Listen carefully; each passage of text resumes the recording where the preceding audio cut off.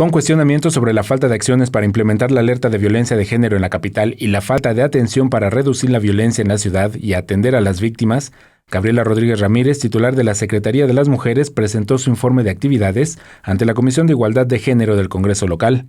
En esta comparecencia, la secretaria respondió a Gabriela Quiroga y América Rangel, diputadas del PRD y del PAN, respectivamente, quienes acusaron falta de interés en la protección a víctimas.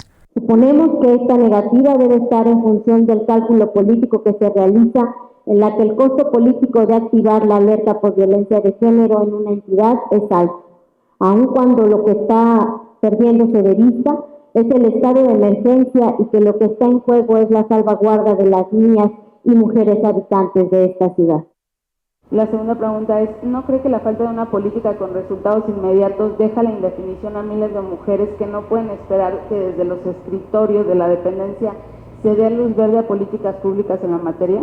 La secretaria respondió que se está realizando una inversión muy importante para la colocación de botones de pánico, cámaras de video y la iluminación de calles peligrosas para que las mujeres se sientan más seguras en las calles.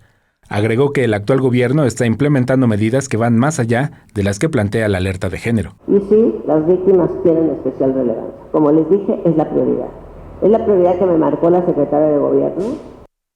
Las caminas seguras, los botones de pánico se están colocando en todos los autobuses, en los taxis, en las 16 alcaldías. También recibió cuestionamientos sobre el cierre de las estancias infantiles, a lo que precisó que el programa de Cendis sigue en operación en la ciudad y es gratuito. La secretaria Rodríguez invitó a los diputados a que se acerquen a la Secretaría de las Mujeres para que conozcan el trabajo que se está realizando y acabar con la desigualdad en la ciudad.